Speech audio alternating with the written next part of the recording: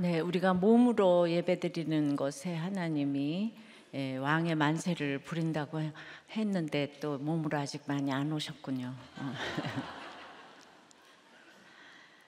네, 이제 이번 주일이 전도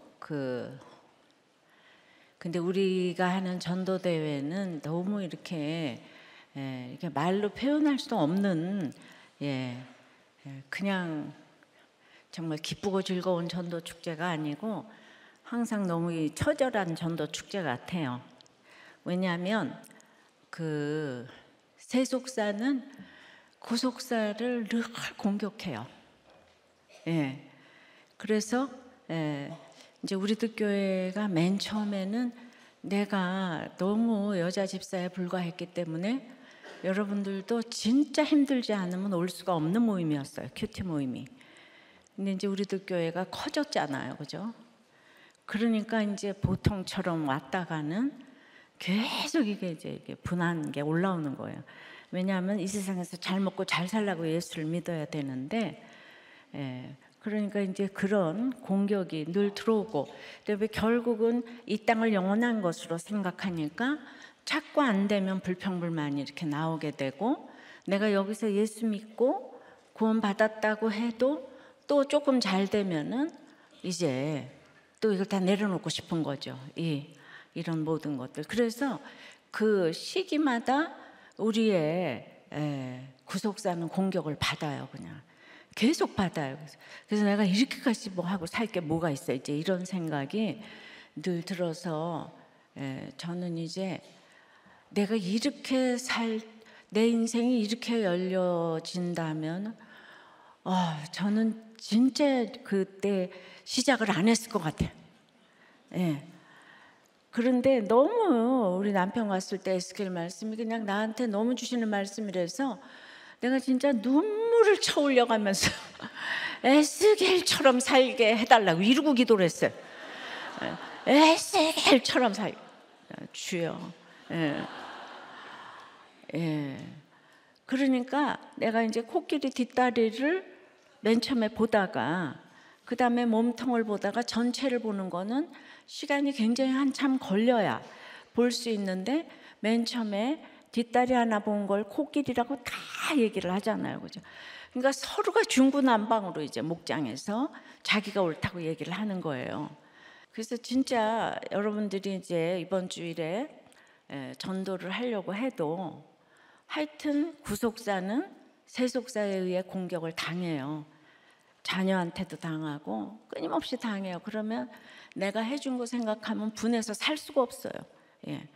근데 어떤 엄마가 그렇게 뭐 어쩌고 저쩌고 해도 안 되는데 어쨌든 교회에서 또 이렇게 굉장히 지혜롭게 장결자로 이렇게 생각해서 이렇게 그냥 도저히 올 수 없는 자녀인데 전화 한 번을 했더니 글쎄 또 왔다는 거예요. 이거 알 수 없는 일이 일어나. 근데 온다고 약속을 수십 번 하고 안 온 사람이 한둘이 아니죠. 세상에 글쎄 온다 그러고 안 왔잖아. 목장에도 그러고 교회도 그런 거예요. 한 번 와보세요에 그거 여러분이 적용하기도 어렵지만 오기도 너무 어려운 거예요. 하나님의 인도하심이 아니면. 저는 오늘 장로님 그 설교 듣고 진짜 눈물이 앞을 가렸어요. 그분이 지금 너무나 이 한의학 박사의 교수예요. 그런데 본인의 얘기를 다 하셨잖아요, 그죠? 온 집안 식구가 술로 망해서 다 너무나 진짜. 근데 이분도 딱 그렇게 갔어야 될 사람이잖아요. 교수면 뭐 하겠어요? 근데 왜 은혜로 지금 여기를 와가지고 해석이 이렇게 되니까 오늘 이 딸의 사건도 그렇게 해석되지 않았으면 이런 얘기를 할 수도 없고 담담하게. 또 요새 은따 왕따 안 당하는 애들이 어디 있겠어요, 학교에서. 근데 그러니까 오늘 모르드게 하고 에스더가 그건 알아요. 나라를 위해서 일해야 되는 건 알지만 막상 자기들 앞에 문제가 안 닥치면은 나서지 않아요, 누구도.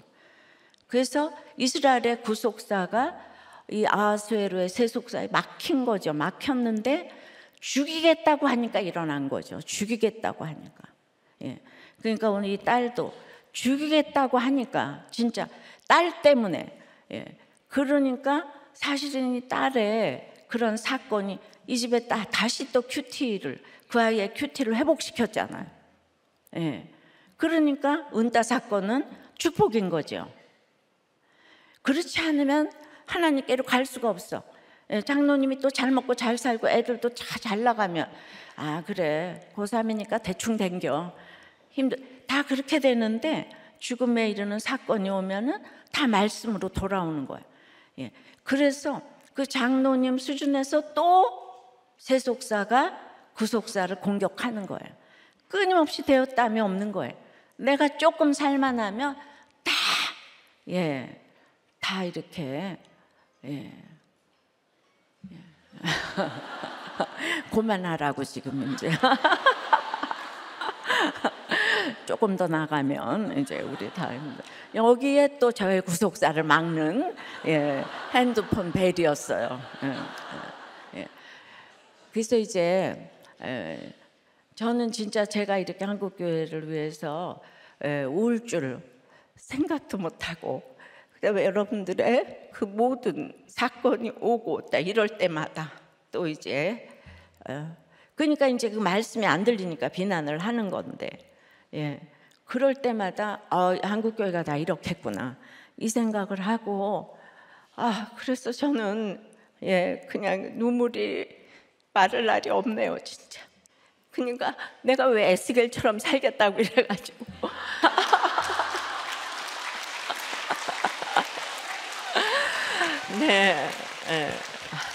그러니까 그런 마음으로 이렇게 우리가 이렇게 전도를 해오는 거는 쉬운 게 아니야. 여기 총동원 전도주일에 한 사람 채워놓으라고 그런 거 하는 거 아니에요.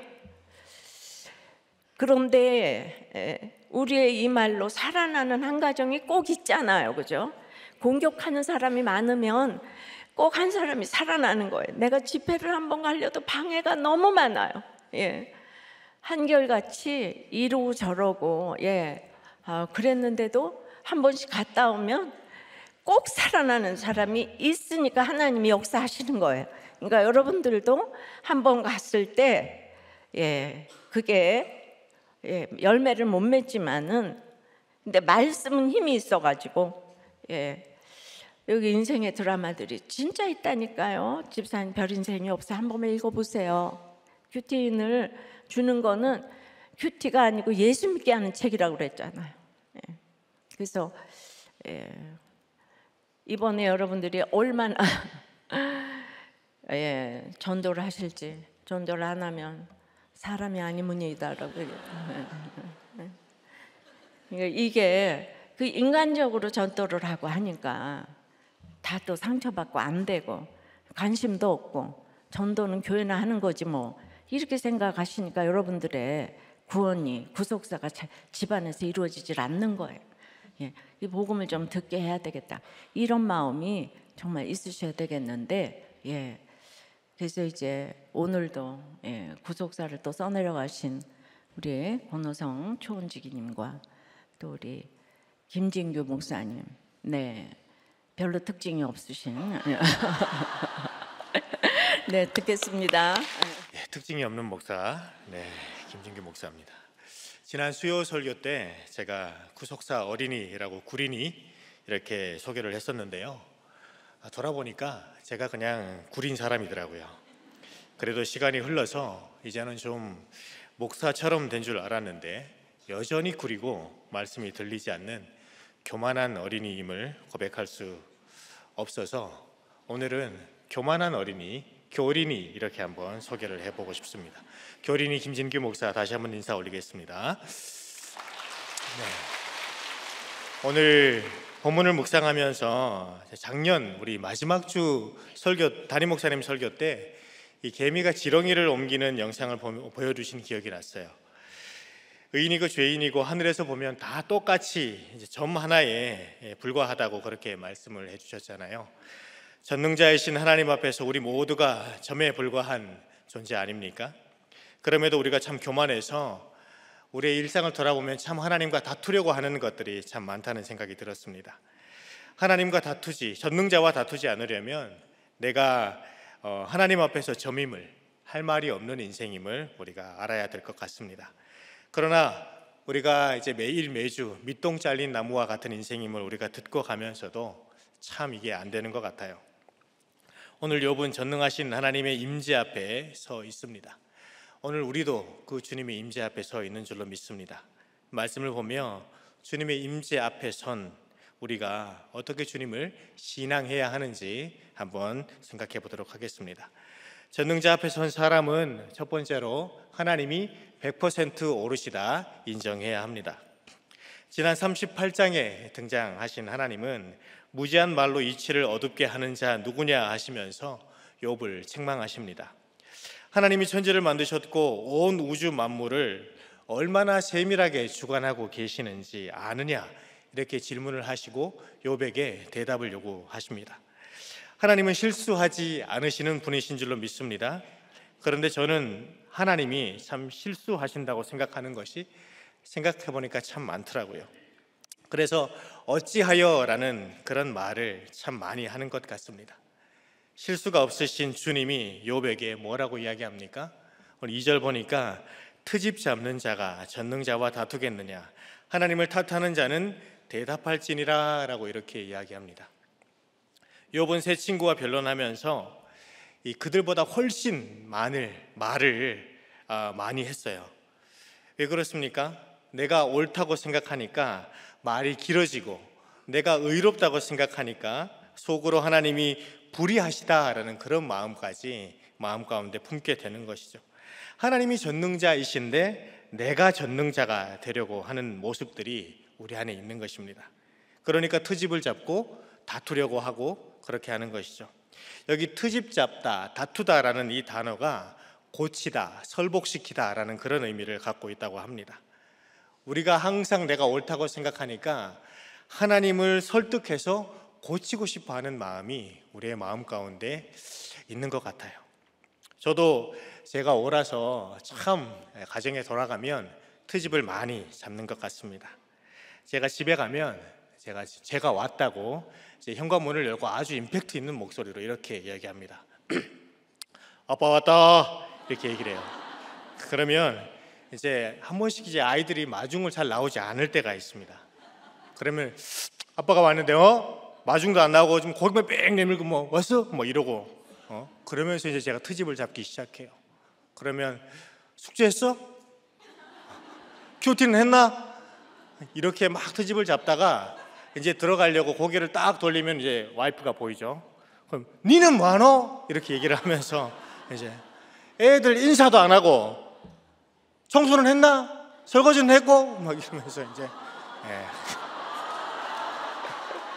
그러면서 제가 꼭 이제 한 가지가 망가지라 했다 이러면서 제정신이가 남의 정신이가 이러면서 제가 진상을 부리고 이렇게 참 교만을 떱니다. 여러분은 어떻습니까? 고난이 오면 하나님 틀렸어요, 이렇게 해주셔야죠 하고 이렇게 고쳐서 바로 잡으려고 하는 것이 우리의 마음 가운데, 우리의 모습 가운데 있는 것 같아요. 주일 성수도 참 잘했고 헌금도 잘하고 주일학교 섬기고 혼전순결도 지키고 성실하게 살았죠. 그런 나에게 어떻게 주님 이러실 수 있으십니까? 주님 언약 좀 그만 주시고 약속 좀 그만하시고 현찰을 좀 주시면 좋겠습니다, 이렇게 얘기를 하시죠. 그러다가 말로 안 되면 주님 상처받았어요, 삐졌어요 하면서 교회를 떠나고 스스로의 영혼에 스스로가 치명상을 입히기 시작합니다. 그런데 전능하시고 실수가 없으신 100% 오르신 하나님의 말씀이 들리니까 오늘 욥이 드디어 자기 주제가 보이기 시작합니다. 4절 5절 말씀 보겠습니다. 보소서 나는 비쳐나오니 무엇이라 주께 대답하리이까? 손으로 내 입을 가릴 뿐이로소이다. 내가 한번 말하여사온즉 다시는 더 대답하지 아니하겠나이다. 하나님의 설득으로 욥의 생각과 의식이 열리기 시작합니다. 이건 내 힘으로 되는 것이 아니죠. 하나님께서 오셔서 설득해 주셔야 됩니다. 말씀이 들려야 돼요. 말씀이 들리기 시작하면 오늘 욥과 같이 이렇게 내 안에 있는 비천함들이 직면되기 시작합니다. 그러나 욥은 깊은 내면의 교만에 대해서 회개하는 수준까지 나아가지는 못하고 있어요. 왜 그렇습니까? 그동안 고난과 혼란과 분노가 이 욥의 마음 가운데 너무나도 컸기 때문입니다. 회개가 아니라 욥은 지금 손으로 입을 막고 침묵하겠다 이렇게 이야기를 하고 있어요. 그동안 하나님을 모르고 함부로 말했으니 입을 막아서라도 침묵하겠다. 다른 말로는 앞으로 나에게 하실 말씀이 있다면 귀 기울여서 내가 듣겠습니다 고백하고 있습니다. 여러분, 답이 없는 문제 앞에서 회개가 되지 않더라도 우리가 해야 될 것이 있다면 그것은 입을 닫고 말씀을 듣는 것인 줄로 믿습니다. 목사님께서 믿는 사람은 하나님 앞에 외가 없다라고 그렇게 말씀을 하셨잖아요. 말이 많다는 것은 우리가 믿지 못하기 때문에 그렇습니다. 침묵하며 하나님의 7년이 되기까지 각자의 6년을 인내해야 되는 것입니다. 이것이 하나님을 옳다 인정하는 믿음의 사람의 모습이 아닐까요? 이처럼 전능자 앞에서 우리는 하나님이 100% 옳으시다 인정해야 합니다. 하나님 앞에서 우리가 무슨 할 말이 있겠습니까? 말씀이 들려야 당신이 나보다 옳습니다 라고 말하고 손으로 내 입을 가리며 오늘 주시는 주의 말씀을 귀 기울여 듣고 행하게 될 줄로 믿습니다. 그리하면 하나님이 주시는 구원의 축복이 나의 것이 되는 줄로 믿습니다. 적용 질문 드리겠습니다. 요즘 학교, 직장, 가정에서 트집 잡고 탓하고 다투는 것은 무엇인가요? 피해의식 속에서 여전히 왜라고 외치는 것은 무엇입니까? 하나님의 오르심을 얼마나 인정하십니까?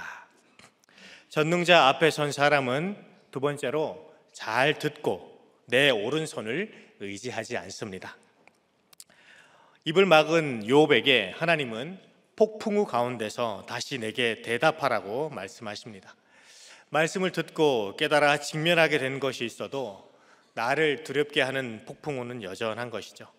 그 가운데서 하나님이 다시 욥에게 질문하십니다. 여전한 폭풍우에 힘들다고 퍼져 있지 말고 하나님의 때가 차기까지 내가 허리를 동이고 들어야 할 하나님의 질책이 우리 앞에 놓여 있는 것이죠. 하나님께서 왜 이렇게 또 욥을 야단을 치십니까? 욥이 온전한 회개 가운데로 나아가야 되기 때문에 그렇습니다. 말씀을 듣고 깨닫는 데서 그치면 안 된다고 우리가 계속적으로 배워오고 있지 않습니까? 온전한 회개의 자리로 나아갈 때까지 말씀을 듣고 묵상하면서 내 안에 있는 교만과 내 오른손의 힘을 계속 빼야 되는 것입니다. 그래서 내 자아가 깨지고 부서져야 하나님을 붙들고 의지하게 되는 것이죠. 8절과 9절 말씀 보겠습니다. 내가 내 공의를 부인하려느냐? 내 의를 세우고 나를 악하다 하겠느냐? 내가 하나님처럼 능력이 있느냐? 하나님처럼 천능 소리를 내겠느냐? 세친과의 대화에서 욥은 내가 이렇게 착한데 이렇게 벌을 주시고 부르짖어도 대답을 안 하시는지, 세상의 악인들은 왜 방관하시는지 하나님이 공의롭지 못하다라고 불평했습니다. 우리도 고난이 오면 나는 이런 일을 겪어서는 안 돼, 내가 얼마나 착하게 살았는데 하며 나의 의로움을 찾게 되는 것 같습니다. 매일 예배하고 주님을 찾지만 고난 앞에만 딱 서면 우리 안에 드러나게 되는 근원적인 교만이 우리 안에 있는 것 같아요. 전자동으로 나의 의로운 구석을 찾고 나도 모르게 교만해서 판단하는 자리에까지 가게 되는 죄성이 우리 가운데 있다는 것입니다. 그래서 하나님은 11절로 13절 말씀까지 욥에게 스스로 너는 단장해서 하나님처럼 되어보라고 그렇게 말씀을 하세요. 교만한 자들을 발견하고 악인들을 심판하고, 그래서 이 땅에서 사라지도록, 다시는 그들이 고개를 들지 못하도록 멸절시켜 보라고 그렇게 말씀하십니다. 여러분, 우리가 무슨 능력으로 사람 안에 감추어진 교만을 찾겠습니까? 또 찾은들 무슨 능력과 무슨 권세로 우리가 그들을 심판할 수 있겠습니까? 사람은 그런 능력이 없죠. 오직 하나님만 할 수 있습니다. 그러니 14절 말씀에 그리하면 내 오른손이 너를 구원할 수 있다고 내가 인정하리라 라고 하십니다. 이 인정하리라 라고 하는 이 단어가 알다라는 뜻과 함께 찬양하다라는 뜻이 같이 있다고 합니다. 그렇다면 뭡니까? 네가 그렇게 할 수만 있다면 내가 너를 인정할 뿐만 아니라 찬양하겠다, 이렇게 말씀을 하시는 것이죠. 욥은 하나님이 요구하시는 것을 결코 할 수 없습니다. 여러분, 오른손은 능력을 의미하는 것이죠. 인간은 결코 스스로를 구원할 수 있는 능력이 없는 사람들입니다. 예수 외에는 구원을 얻을 만한 다른 이름을 우리에게 주신 적이 없습니다. 우리가 심판대 앞에 설 때 유일하신 재판관은 하나님밖에 없으신데, 내가 밑동 잘린 나무라는 것을 우리가 기억하지 않으니까 늘 나의 오른손을 들고 내가 재판관이 되려고 합니다. 하나님의 마음은 무엇입니까? 이런 우리를 보시면서 악인이라도 멸망하지 않고 우리가 회개에 이를 수 있도록 오래 참으시는 것이 주님의 마음 아니겠습니까? 하나님께서 즉시 심판하실 능력이 없거나 공의롭지 못한 것이 아니라 하나님이 사랑하시기 때문에 오래 참으시는 것입니다. 그러므로 전능자 앞에서 누구도 교만할 수 없는 줄 믿습니다. 교만이라고 하는 것은 하나님을 거부하는 것이고 도전하는 것임을 우리는 기억해야 될 것입니다. 적용 질문입니다. 내가 의지하는 오른손은 무엇입니까? 내 손으로 심판하고 싶은 사람은 누구입니까? 내 주제를 알고 맞습니다 합니까? 그게 아니고요 합니까? 제가 말씀드린 것처럼 저는 참 교만합니다. 저의 교만을 제가 이제는 좀 알겠는데 회개까지 나아가는 게 참 어렵더라고요. 제가 왜 그럴까 좀 묵상을 하면서 제가 긴 가난의 터널을 지나왔던 것들이 생각이 나더라고요. 그 시간 동안 그 가난을 극복하려고만 했지 그 안에 임재하신 하나님을 제가 보지는 못했던 것 같습니다. 그래서 저는 늘 극복하고 이기고 승리하고 해내는 자리만 탐했던 것 같습니다. 목사가 되어서도 마찬가지였던 것 같아요. 늘 나는 할 수 있다. 그래서 제가 좋아했던 찬양이 할 수 있다 해보자, 뭐 이런 찬양이었거든요. 그래서 제 손을 의지하고 대형 교회만 찾다가 여기까지 왔습니다. 그럼에도 말씀이 들리지 않고 제 죄가 참 보이질 않더라고요. 그 시간을 지나는 동안 저희 가정에서는 어머니가 제 여호세바가 되셔서 그 긴 가난의 시간 동안 자녀들이 믿음을 떠나지 않도록 계속 설득하시고 믿음을 지켜주시도록 기도하는 그 한 사람이 되셔서 가정을 계속 지켜주셨어요. 그런데 이제 작년에 저희 어머님께서 이제 허리가 부러지셨다고 그렇게 이제 저에게 연락을 해오셨습니다. 어떻게 허리가 부러지셨냐 이렇게 물어봤더니 별 말씀을 그냥 안 하시더라고요. 그래서 어머니가 이제 골다공증이 좀 심해서 약을 드시기는 하는데 넘어져서 그랬나 보다 그렇게 생각하고는 병원에 가시라고, 그래서 치료 좀 잘 받으시면 좋겠다고 그렇게 말씀을 드렸습니다. 그런데 나중에 알고 보니까 어머니가 기도하시다가 허리가 부러지셨다고 하는 거예요. 기도하시는데 허리뼈가 쭉 주저하는 느낌이 들더니 그 다음에 이제 허리를 펼 수가 없었다고, 그래서 이제 병원을 가셨다고 하시더라고요. 기도하시다가 허리가 부러질 수도 있나? 왜 기도하시다가 이런 일이 생겼을까? 이걸 좀 묵상하다가 본문에서 질책하시는 하나님이 이제 묵상이 되면서 제 안에 깨달아지는 것이 있더라고요. 평생 저와 가정을 위해서 어머니께서 기도하셨는데 제가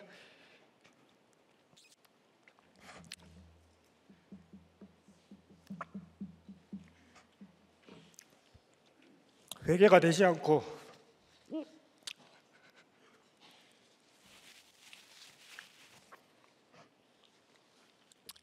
순종이 안 되어서 늘 하나님 탄만하는 제 죄의 무게를 못 견디시는 건 아닐까.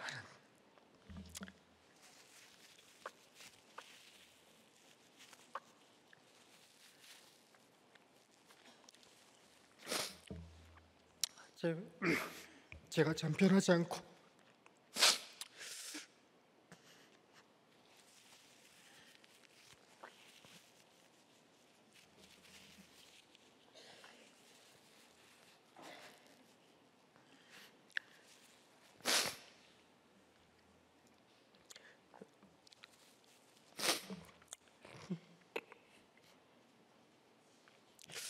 전염이 됐나 보네.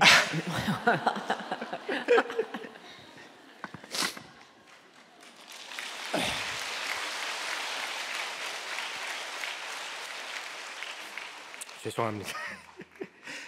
제가 참 변하지 않고 제 오른손을 의지해서 세상만 보고 이기려고만 하면서 날 구원하신 주님의 은혜를 잊어버리고 세상 신화만 쫓으니까 주님께서 질책하시는 사건으로 일을 허락하셨구나, 그런 생각이 들었어요.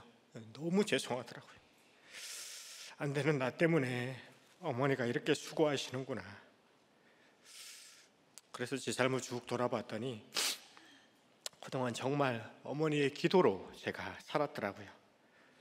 저 때문에 어머니가 계속 수고하고 계시고 또 제 가족들이 수고한다고 생각하니 너무 미안하고, 제가 정말 큰 빚을 지고 살고 있음이 오늘 말씀 묵상하면서 깨달아졌습니다. 제가 받은 은혜가 너무 크더라고요.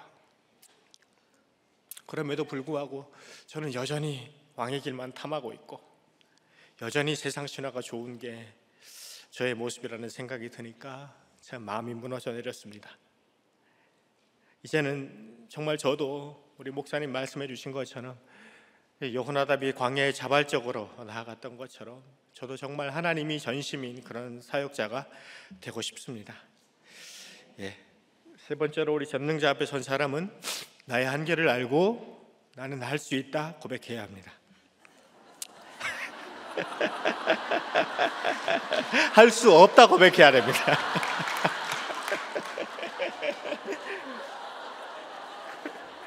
이렇게 교만합니다. 제가 입에 붙어가지고. 15절, 이제 소같이 풀을 먹는 베헤못을 볼지어다. 내가 너를 지은 것 같이 그것도 지었느니라. 이 베헤못이라고 하는 짐승이 이제 하마라고도 하는데 정확히 어떤 짐승인지는 우리가 알 수 없습니다. 하지만 하나님께서 이 베헤못을 강력한 힘을 제어할 수 있는 사람이 없다면서 하나님이 만드신 것 중에 으뜸이다라고 하셨어요. 19절 하반절에 그를 지으시니가 자기의 칼을 가져오기를 바라노라라는 이 구절은 하나님께서 이 짐승이 하나님이 운용하시는 파괴의 도구임을 암시하는 말이라고 그렇게 해석을 하더라고요. 워낙에 압도적인 모습을 하고 있기 때문에 그렇게 해석하는 것 같습니다. 16절 18절에 묘사된 이 베헤못의 모습을 보면 소처럼 풀을 뜯는 짐승이지만 베헤못은 천하무적의 위용을 자랑합니다.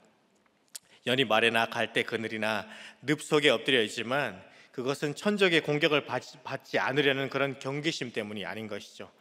베헤못은 강물이 소용돌이 쳐도 놀라지 않고 강물이 범람해도 태어나다라고 그렇게 말씀합니다. 이 짐승은 눈을 뜨고 있는 한 아무도 그것을 잡을 수 없고 갈고리로 코를 깰 수도 없다고 합니다. 통제 불가능이죠. 이것을 하나님이 창조하셨다고 합니다. 한낱 피조물이 이런데 하물며 하나님의 공의에 대해서 우리 인간이 왈가왈부할 수 있겠습니까? 하나님은 베헤못을 통해서 인간 존재의 한계를 보여주셨습니다. 인간은 결코 하나님을 대적할 수 없어요. 하나님은 베헤못도 감당 못하는 인간이 하나님을 대적한다는 게 얼마나 미련한 것인지 우리에게 보여주시는 말씀인 것이죠. 그런데 왜 이 동물을 오늘 예로 들고 있을까요? 이것이 존재하는 동물인지도 우리는 모르지만 욥을 설득하시기 위해서 이 동물을 사용하신 것을 보면 우리를 향한 구속사를 위해서 우리가 알지 못하는 주님의 뜻이 있다는 것을 알려주시기 위함이라는 생각이 듭니다.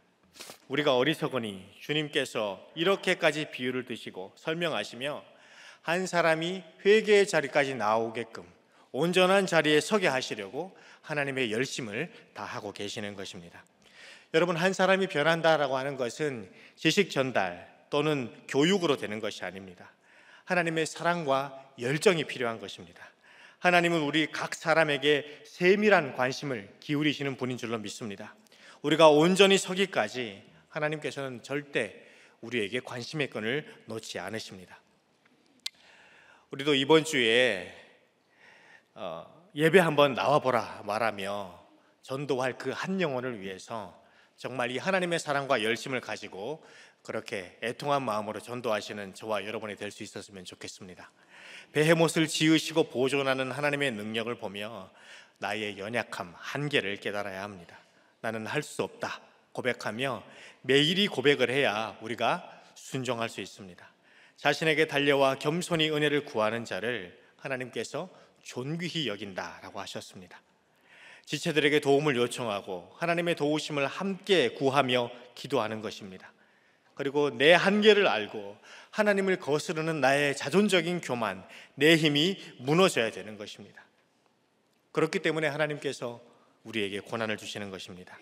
하나님을 거스르는 나를 분별하라고, 사람을 분별하라고 고난을 주시는 것입니다. 그래야 하나님께 만세를 하며 항복하고 천부여 의지없어서 이렇게 주님께 도우심을 구하고 엎드리게 되는 것입니다.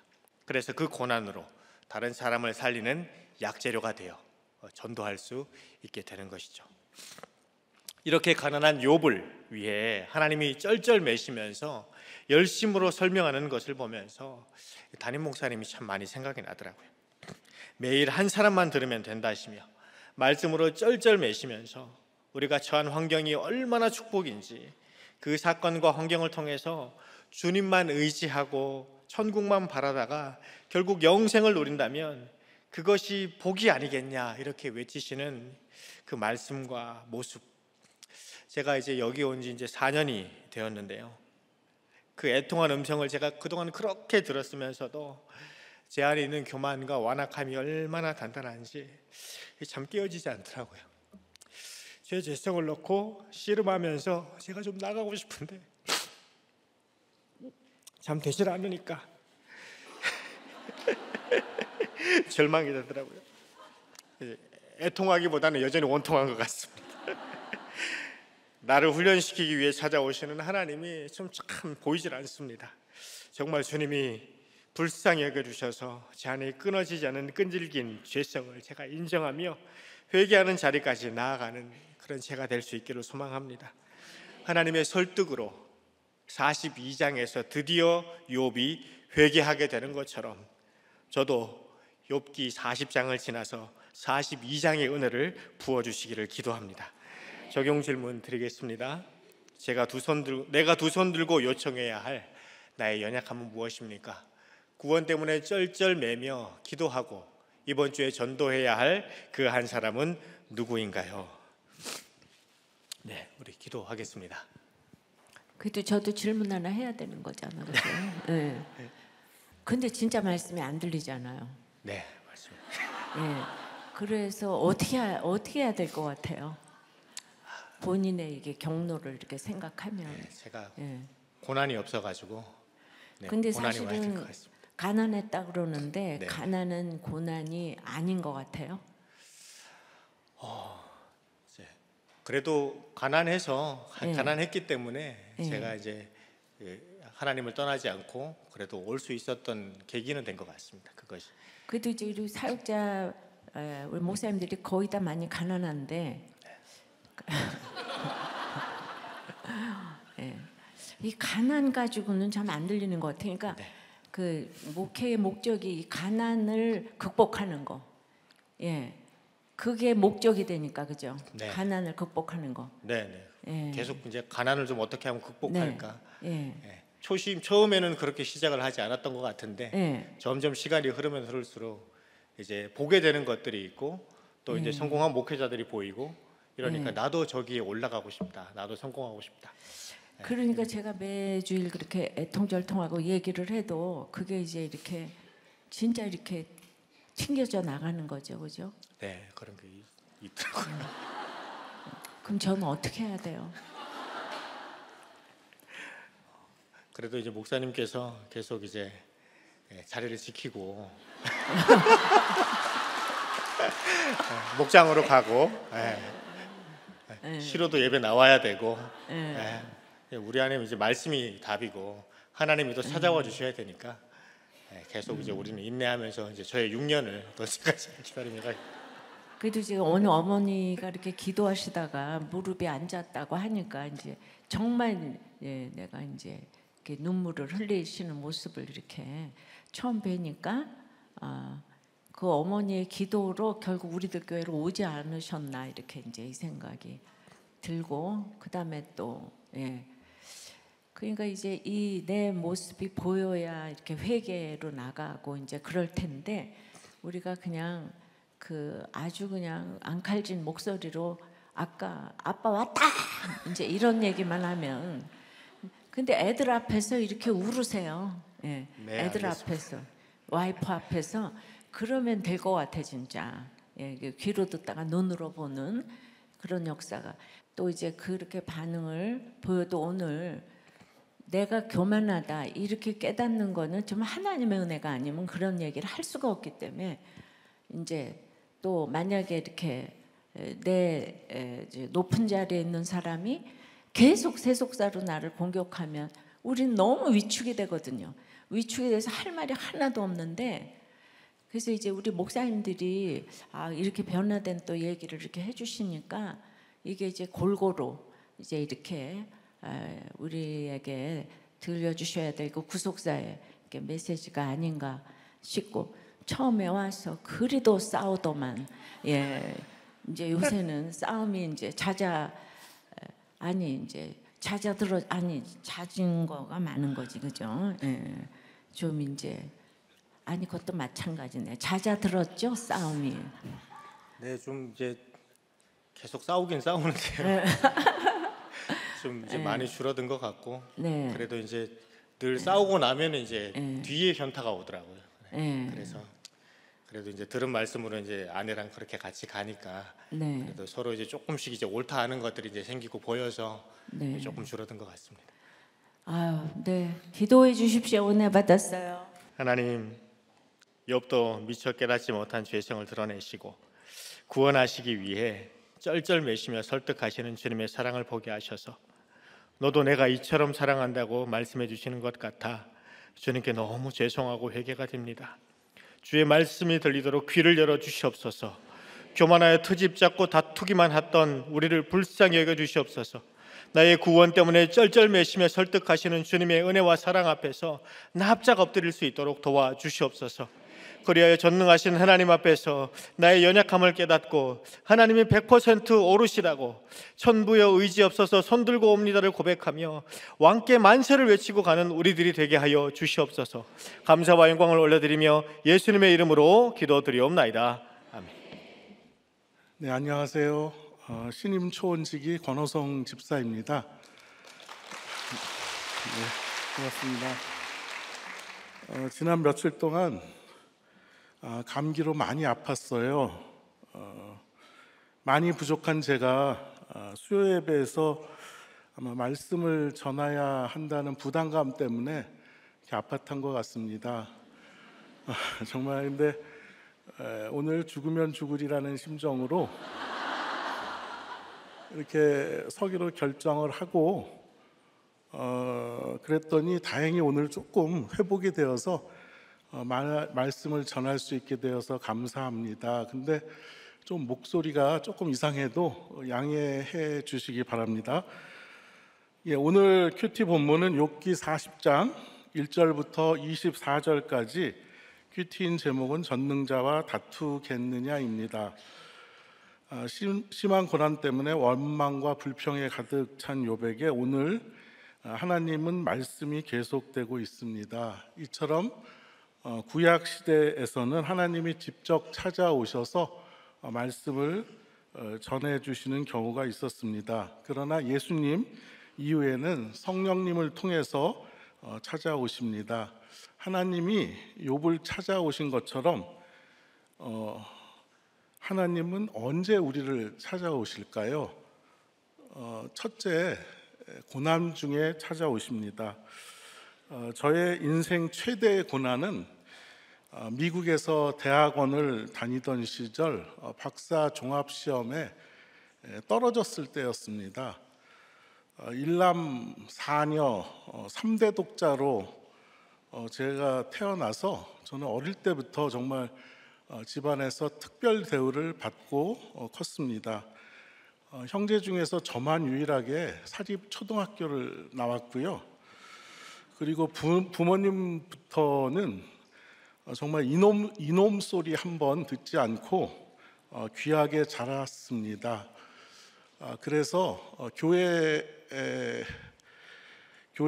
갈 때도 부활절과 이제 성탄절 이렇게 특별 대우하는 날에만 갔습니다. 그럼에도 정말 학교 생활 기록부에는 기독교라고 이렇게 적어냈습니다. 그러던 제가 이제 교회를 꾸준히 다녔던 것은 미국에서 유학 생활을 이제 시작하고부터입니다. 그 당시 유학 생활에 필요한 여러 가지 도움을 받고자 요즘은 인터넷으로 다 이런 도움을 받는다고 하더라고요. 그래서 이제 직접 그 유학생 교회들이 많이 이제 죽었다고 하던데요. 제가 유학 갈 때만 하더라도 인터넷이나 이런 것들이 별로 이렇게 활발하지가 않아서 많은 유학생들이 교회에 가서 도움을 이제 받곤 했습니다. 저도 마찬가지로 교회를 출석을 했고 가장 크게 갔던 이유가 주일에 제공하는 그 한식 한 끼를 먹기 위해서 교회를 다녔습니다. 그래서 이제 교회에서 정말 밥 한 끼 주는 것이 굉장히 큰 사명이라고 이제 생각을 합니다. 그런데 이제 전혀 믿음이 없이 이제 교회를 다녔는데 그 교회에서 이제 같이 유학 중이었던 아내를 만나서 결혼하게 되었습니다. 지금 생각해봐도 그 당시 제가 아내를 선택했던 것이 제 인생 최고의 선택인 것 같습니다. 왜냐하면 이제 그 후에 어쩔 수 없이 교회를 계속 이제 끌려다녔기 때문입니다. 그런데 이제 특별 대우에 제가 익숙한 저는 신혼 초에 정말 아내를 시녀 부리듯이 함부로 대했습니다. 입덧으로 힘들어하던 아내에게 새벽 1시에 탕수육이 먹고 싶다고 만들어 오라고 했던 정말로 타인을 전혀 배려하지 못하던 이기적인 인간이었습니다. 이제 그 탕수육 사건을 아내는 지금도 목장에서 고발을 하며 내가 얼마나 고생을 했는지를 말하고 있습니다. 결혼 후 비교적 성실히 신앙생활을 했던 것 같은데 정말 축복은 오지 않고 고난이 이제 찾아왔습니다. 박사 논문을 쓰기 위해서 종합시험을 치러야 하는데 이제 그 시험에서 떨어진 것입니다. 그 시험은 2번의 기회가 주어지는데 한 번 더 떨어지면 한국으로 돌아가는 상황이었습니다. 그 당시 교회에 다니던 박사 과정생 중에서 종합시험에 떨어진 사람은 저밖에 없었습니다. 그래서 더욱 자존심이 상하고 창피해서 정말 하늘이 무너지는 느낌이었습니다. 일단 교회에는 종합시험에 붙었다고 거짓말을 했습니다. 그동안 믿음은 없었어도 교회에는 빠지지 않고 출석을 했는데 정말 구역예배, 수련회 등 모든 교회 행사에도 열심히 나름 참석했는데 왜 이런 고난이 나에게 오지? 너무 자괴감이 들고 근심과 걱정이 나의 온몸을 사로잡아 숨 쉬는 것 이외에는 아무것도 할 수 없는 상태가 되었습니다. 정말 자살까지도 생각하던 시기였습니다. 그렇게 되자 호련히 성령님께서 저를 찾아오셨습니다. 그리스도께서 하나님 곧 우리 아버지의 뜻을 따라 이 악한 세대에서 우리를 건지시려고 우리 죄를 대속하기 위하여 자기 몸을 주셨으니 갈라디아서 1장 4절의 말씀이 믿어지며 예수님이 나의 죄를 대신하여 십자가에 못 박혀 돌아가셨다는 것이 믿어지게 되었습니다. 신앙생활을 일종의 문화생활 또는 사교활동으로 여겼던 마음이 바뀌어 예수님을 생각하면 감격의 눈물이 나왔습니다. 그렇게 되자 나를 사로잡고 있던 마귀들의 해코지도 경험했습니다. 눈을 감으면 마귀들이 보여서 정말 샤워도 할 수 없었고 명치가 너무 아파서 한 달 정도는 밥을 먹을 수도 없었습니다. 내가 할 수 있는 당시 유일한 일은 성경을 읽고 찬양을 듣는 것이었습니다. 거의 3달 동안 성경을 삼독을 했습니다. 이 과정에서 내가 종합시험에서 떨어진 것에 대한 근심과 걱정은 정말로 눈 녹듯이 사라졌습니다. 저는 이런 체험을 통해서 담임 목사님이 말씀하시는 붙어만 있어라, 고난이 축복이다라는 말씀이 정말 진리임을 깨닫게 되었습니다. 내가 종합시험에서 떨어지는 고난이 없었으면 아마 지금도 썬데이 크리스찬이었습니다. 교회 생활을 문화생활이나 사교활동쯤으로 여겼을 것입니다. 고난이 닥칠 때는 정말 힘들고 죽고만 싶지만 그 고난이 나와 하나님과의 관계를 더욱 밀접히 한다는 점에서 정말 축복입니다. 우리들 교회에서 인생의 목적이 행복이 아니고 거룩이라는 말씀을 저는 처음 듣게 되었는데 처음에 거룩이라는 단어가 잘 이해가 되지 않았습니다. 내가 아는 거룩은 국어 사전에서 정의하고 있는 것처럼 매우 성스럽고 위대하다인데 담임 목사님은 거룩을 구별된 삶이라고 말씀하셨습니다. 매우 성스럽고 위대하다와 구별된 삶은 다른 것을 의미하는 것 같았습니다. 그래서 거룩에 대해서 많이 묵상을 하게 되었습니다. 이러한 의문은 거룩이라는 단어를 영영사전을 찾게 되면서 풀렸습니다. 거룩, 즉 홀리를 영영사전에서는 connected to the God, 즉 하나님과 연결된 이라고 정의를 하고 있었습니다.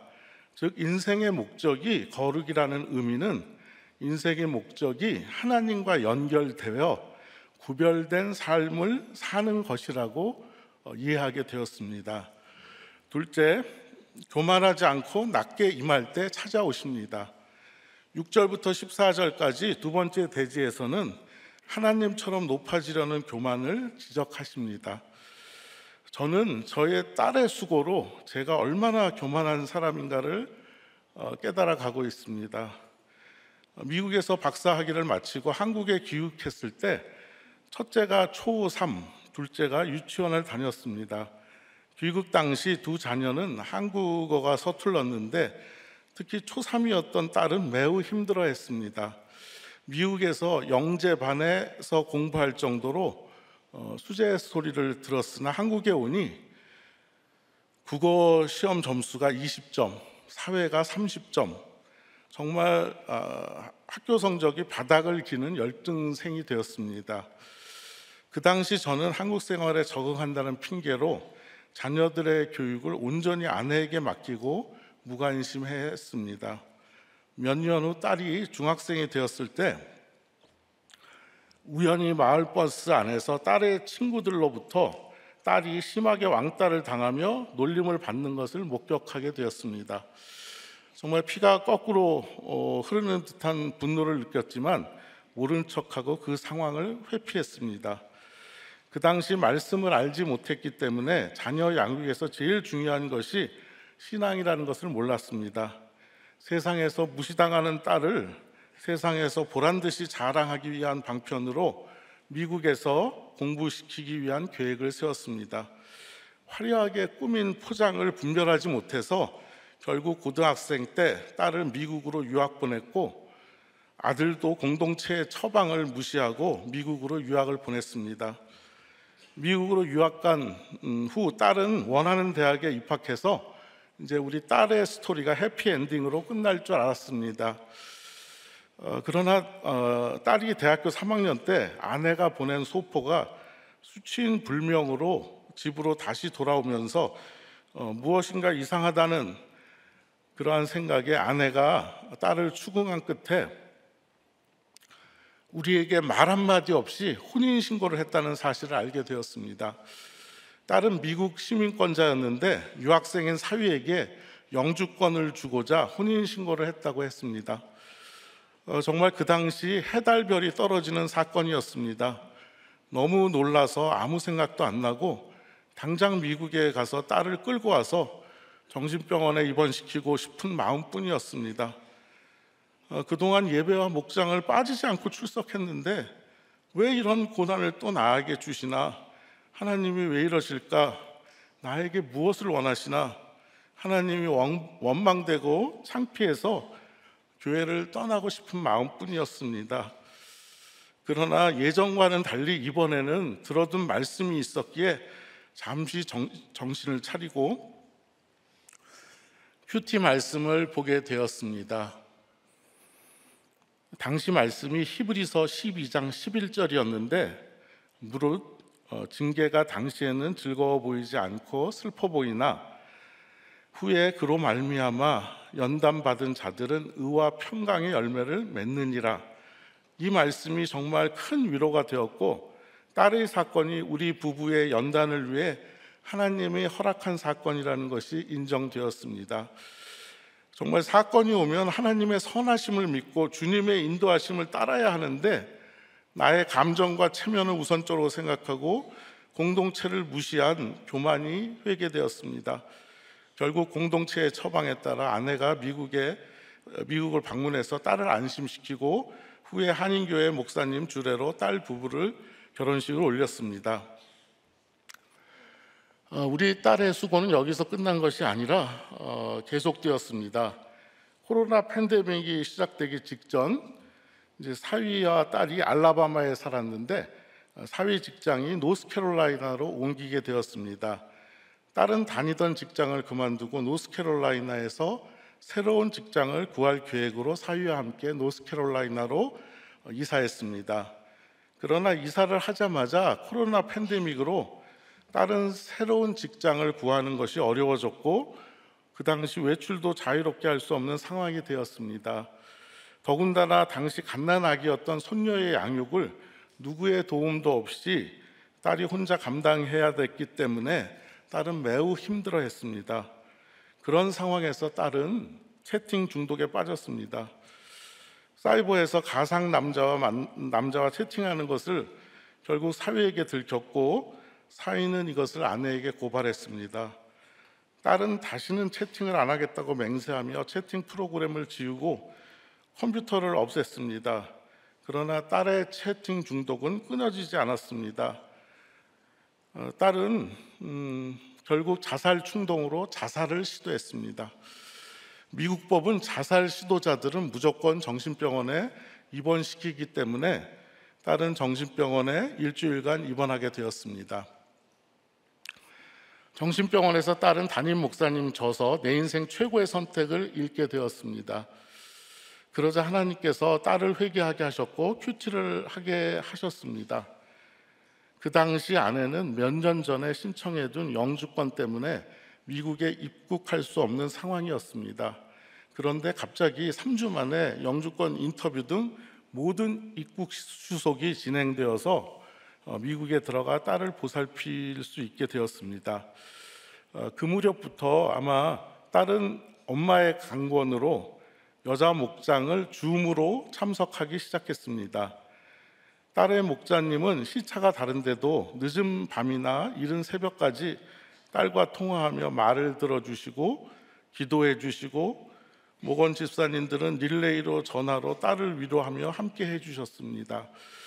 딸의 방황이 심할 때는 아내의 초원 목자방과 부부 목장 집사님들이 기도의 군사가 되어 함께 기도해 주셨습니다.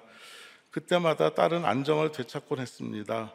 공동체가 있기에 이 고난을 성령의 파도로 넘어감에 감사드리며 공동체의 빚진 자로 살겠습니다. 또한 인내하며 기다려준 사위에게 고맙다고 전합니다. 이런 딸의 방황을 보며 제가 예전에 미국에서 성령 체험을 정말 한 후 몇 년 안 돼서 은혜가 떨어지자 채팅 중독에 제가 빠졌던 기억이 났습니다. 정말 되었다 함이 없는 것 같습니다. 당시 오랜 외국 생활의 무료함을 달래기 위해 인터넷 음악 방송을 듣다가 한국에 살던 유부녀와 채팅에 빠졌습니다. 거의 하루에 10시간 이상을 채팅한 것 같습니다. 결국 아내에게 들켜 손이 바디 되도록 빌었습니다. 당시에는 정말 사건을 무마하기에만 급급해서 잘 몰랐지만 내가 얼마나 많은 상처를 아내에게 주었을까 다시금 회개가 되었습니다. 우리 딸도 나의 더러운 피를 물려받아 음란한 채팅 중독에 빠졌다고 생각하니 너무나도 딸에게 미안했습니다. 정말로 남김없이 갚으시는 하나님이십니다. 그동안 창피해서 오픈하지 못한 나의 채팅 중독 사건을 목장에서 나누게 되었습니다. 그러자 기적과 같은 일이 발생했습니다.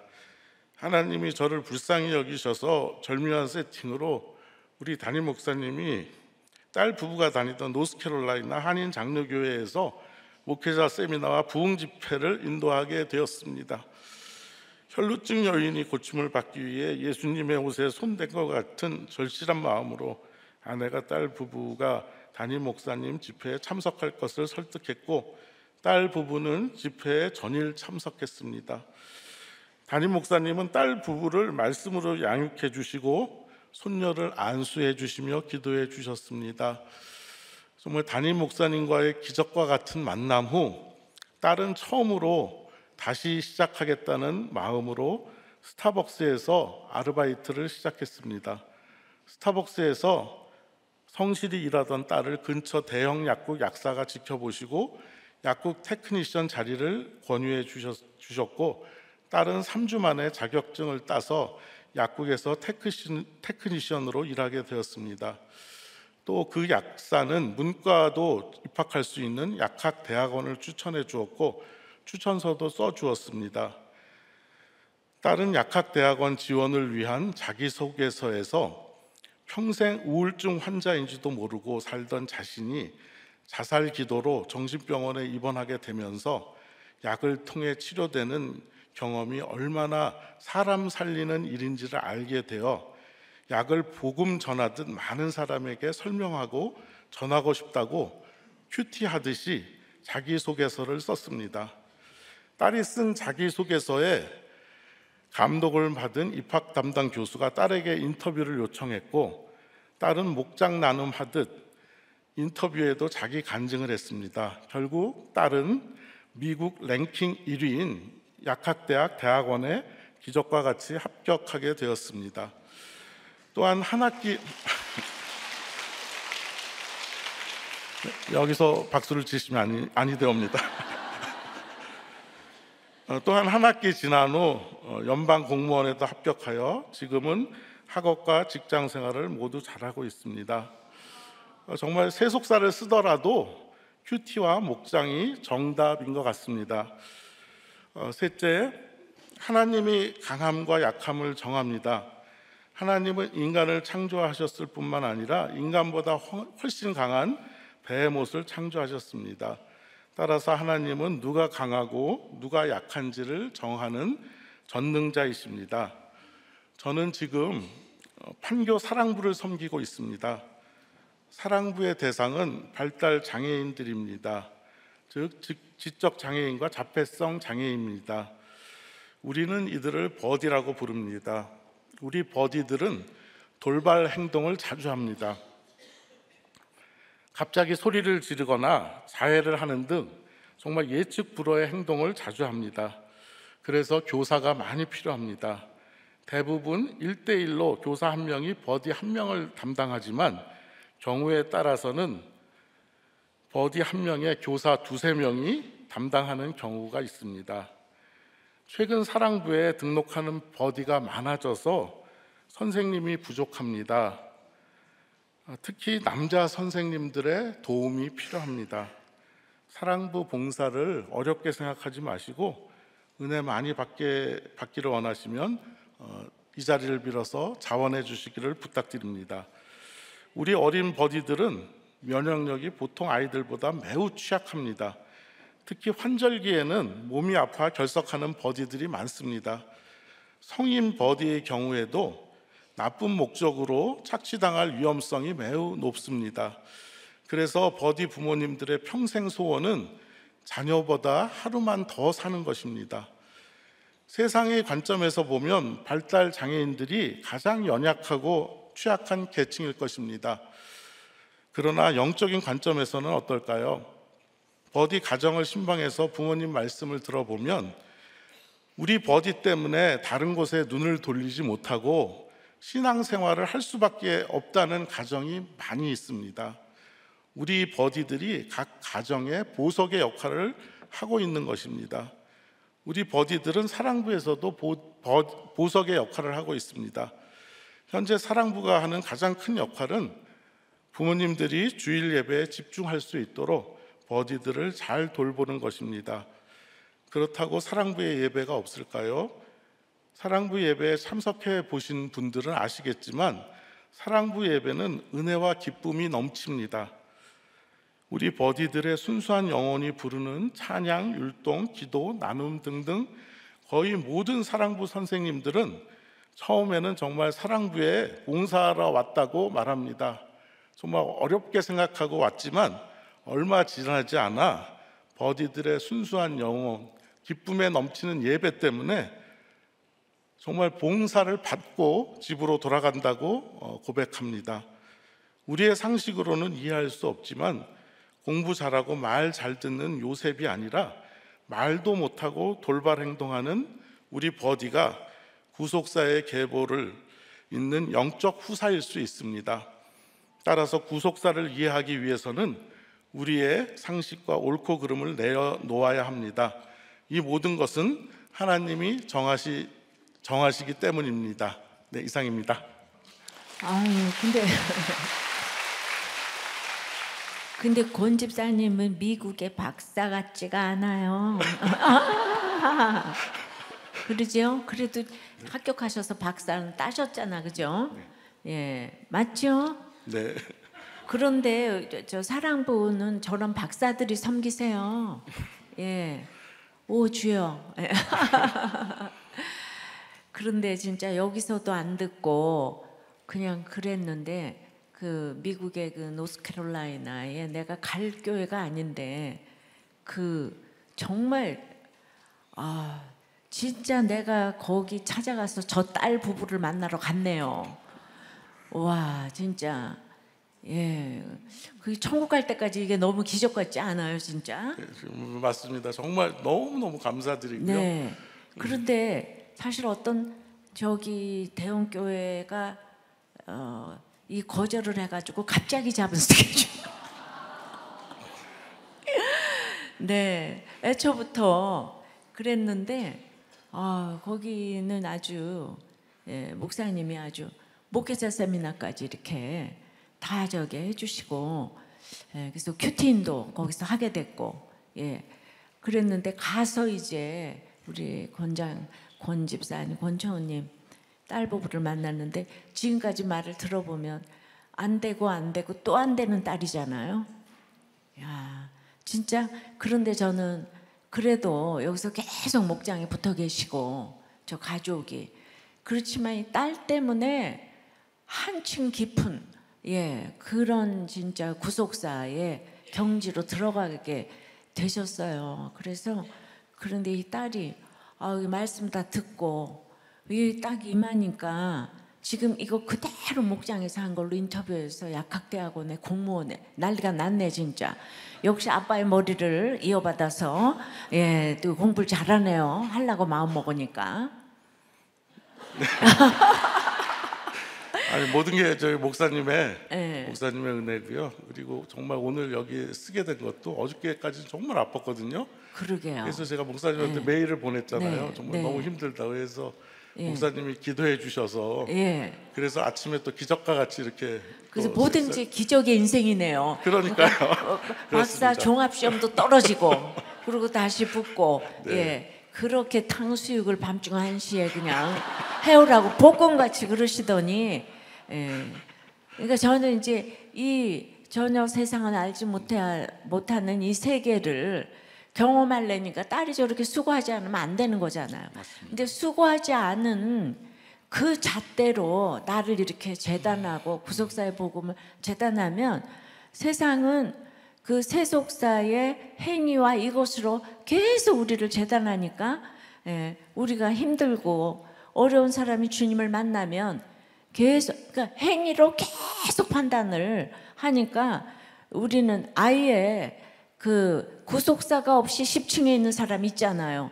근데 우리는 세속사로 지하실에서 겨우 1층 올라왔는데 이거를 계속 세속사로 판단을 하면 살아날 자가 없으니까 그래서 우는 것밖에 할 게 없어요. 말로 안 되니까. 그래서 진짜 눈물로 온 것 같아요. 이렇게 내가 최선을 다해서 설명을 해도 시간이 20년이 돼도 안 되는 분도 있고 이러니까. 그런데 지금 오늘 아침에 우리 장로님도 그렇고 여기 초원님도 그렇고 자식들 때문에 지금 굉장히 신받다가 된 거잖아요. 노다지 캔 거잖아요. 아니에요? 맞습니다. 이게 이제 구속사적인 해석인 거예요. 왜냐하면 우리 인생이 진짜 짧기 때문이에요. 뭐가 영원한 대단한 게 있을 거라고. 그러니까 세속사적으로 생각해서 자꾸 그러니까 결국은 여러분들이 아까 우리 딸이 약학대학원에 입학했다 그러니까 박수를 쳤잖아요. 그러니까 결국 여러분들도 계속 기다리다가 잘 됐다 그럴 때 그때 박수를 딱 치더라고. 안 돼도 그게 감사함으로 가야 되는데 난 여러분들 다 알아봤어요. 예. 그러니까 여러분들도 믿음의 대상이 아닌 거예요, 진짜. 예, 내가 그거를 봐요, 그러니까 할 수 없이 힘든 사람들은 나를 보고 눈물을 흘리고 좋아하지만 안 그런 사람들은 계속 판단을 하고 있을 수밖에 없는 건데 지금 이제 이렇게 내가 거기 갔는데 살아나는 한 부부가 우리도 교회에서 말씀이 안 들리던 저 딸 부부였던 어떻게 알았겠어요, 그죠? 그러나 꼭 한 사람이 내가 가면 이제 살아나는 역사가 아까 있다고 그랬는데 이렇게 지금 간증을 해주시네요. 그러니까 지금부터는 천국 가는 그날까지 정말 목장을 잘 섬기고 목숨 다하여 섬기고 생명 다하여 섬기고 그러기로 작정하시죠? 네, 작정합니다. 아유, 할렐루야. 네, 은혜 받았습니다. 네, 다 함께 기도하겠습니다. 사랑과 은혜가 풍성하신 하나님 아버지, 날마다 성령으로 우리와 함께 하시고 보호하시고 인도하신 은혜를 감사드립니다. 저는 가정과 자녀 교육에 무심했던 죄인입니다. 화려하게 꾸민 포장을 분별하지 못해서 자녀들을 신앙으로 양육하지 못했고 세상에서의 성공을 쫓게 했습니다. 이제라도 제가 얼마나 악하고 음란한지를 깨닫게 해주시니 감사드립니다. 특별히 오늘 본문을 통해서 이렇게 악하고 음란한 저를 주님이 친히 찾아오신다는 말씀이 너무 큰 위로가 됩니다. 이번 주일에 있을 창립 21주년 기념 전도 축제를 위해 기도합니다. 이 전도 축제를 통해서 한 영혼의 구원과 가정 중수의 사명이 감당하게 하시옵소서. 또한 올여름 계획 중인 국내외 띵크 트립을 위해 기도합니다.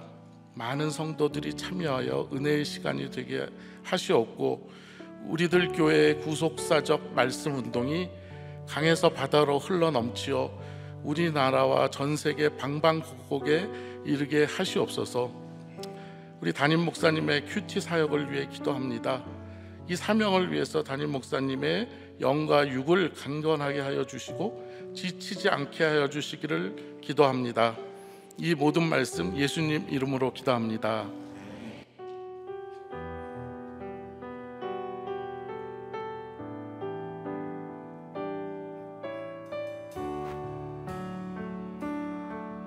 나의 사랑 너는 어여쁘고 참 귀하다. 어느 보석보다 귀하다. 내가 사랑스럽지 않을 때 너를 온전히 사랑하고 너와 함께하며 내가 왔노라. 주의 사랑, 주의 사랑, 이 사랑은 결코 변치 않아. 모든 계절 돌보시네. 푸른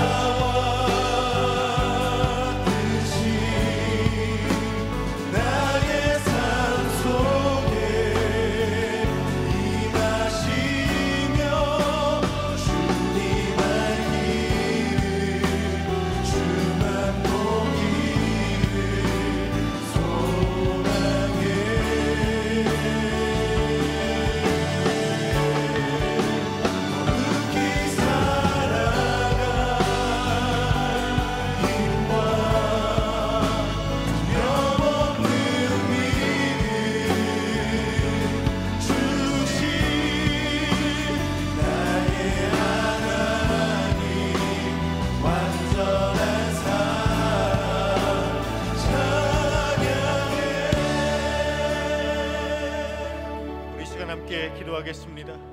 먼저 우리 안에 있는 근원적인 교만을 회개하십시다.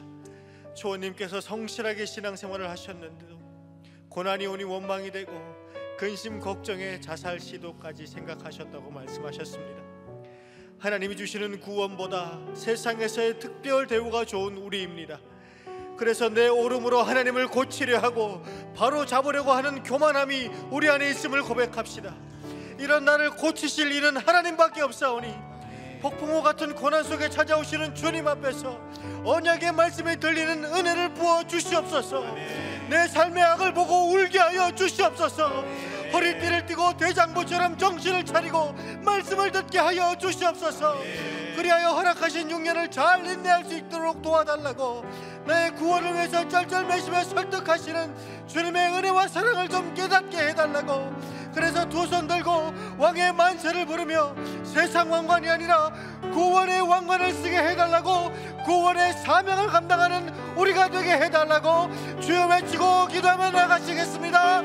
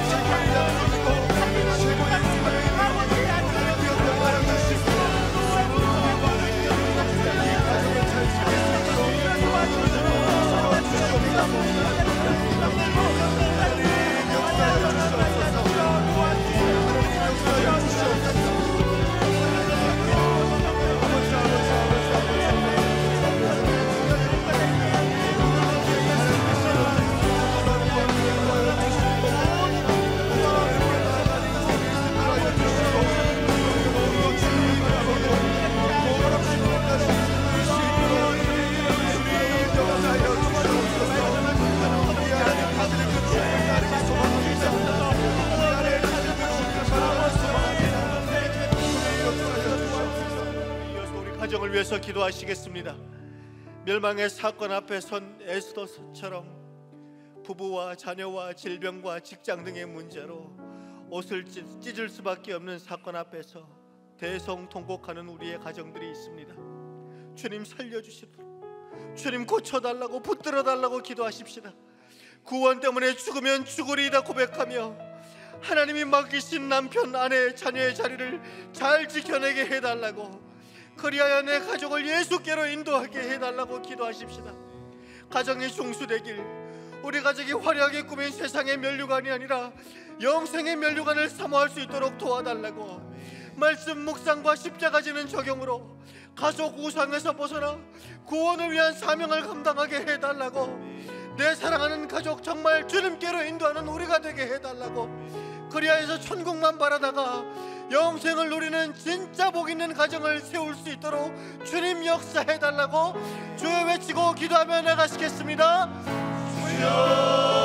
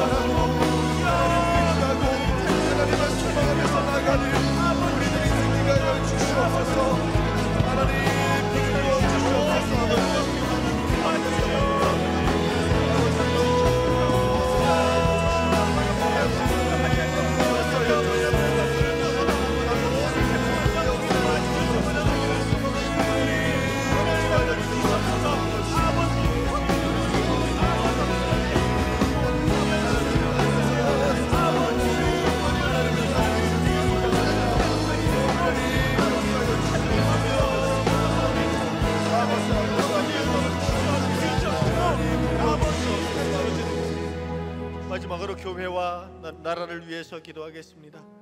나를 설득하시는 하나님의 은혜와 사랑을 본받는 그런 교회 될 수 있도록 인도하여 주시옵소서. 말씀 앞에 가난한 사람, 그래서 주님만 의지하는 사람을 세울 수 있도록, 구원 때문에 쩔쩔매며 설득하는 목장들 다 될 수 있게 해달라고 기도하십시오. 백부장 같은 지체를 허락하여 주시옵소서. 사랑하는 담임 목사님, 주의 은혜로 충만케 하셔서 하나님의 심정으로 매일 매주 주님의 말씀을 전하실 때에 말씀을 통해 수많은 영혼들이 나를 설득하시는 하나님을 만나게 해달라고 기도하십시오.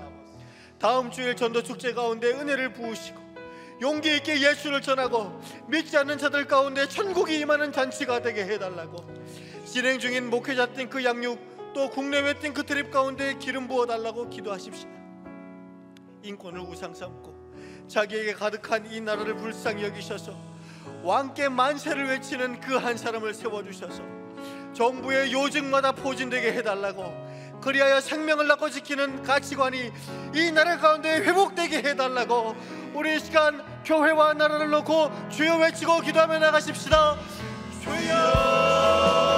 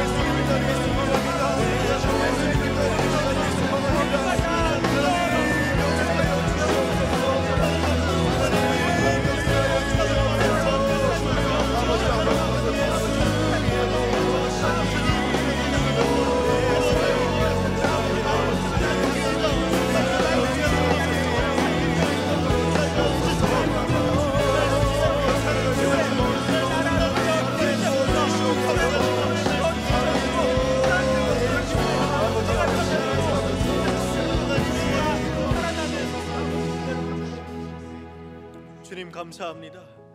오늘도 말씀대로 우리의 가정마다 교만을 내려던지고 허락하신 자리를 인내로 잘 감당할 수 있도록 은혜 베풀어 주시옵소서. 세상의 면류관이 아닙니다. 예수의 면류관을 쓰고 영생을 누리는 복된 가정을 이룰 수 있도록 은혜 베풀어 주시옵소서.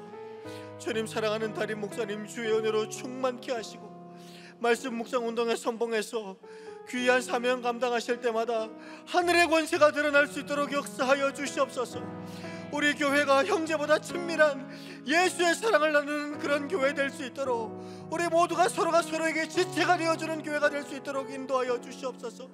목회자 양육과 전도 축제와 국내외 띵크 트립 가운데 기름 부으셔서 하나님 말씀을 통하여서 내 죄를 바라볼 수 있도록 하여 주시고, 하나님 내게 허락하신 약재료를 가지고 살리고 살아나는 은혜의 역사가 풍성히 일어날 수 있도록 역사하여 주시옵소서.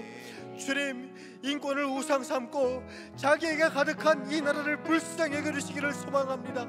한 사람이 나라라고 주님 말씀하셨습니다. 왕께 만세를 외치는 그 한 사람을 세워주셔서 정부의 요직마다 포진될 수 있도록, 그리하여 생명을 낳고 지키는 하나님 생명의 가치관이 이 땅 가운데 회복될 수 있도록 도와주셔서 하나님 세상 가치관이 아니라 주님 살리는 하나님 말씀의 가치관이 이 땅 가운데 하나님 공의롭게 일어날 수 있도록 역사하여 주시옵소서. 지금은 우리 주 예수 그리스도의 은혜와 하나님의 지극하신 사랑과 성령님의 감화 감동 위로하심의 그 은혜가 나의 교만을 인정하고 나를 설득하시는 하나님 앞에 오늘 무릎 꿇기로 소망하는 우리 모든 성도님들 머리마다 이제로부터 영원토록 함께 하시기를 축원드리옵나이다. 아멘.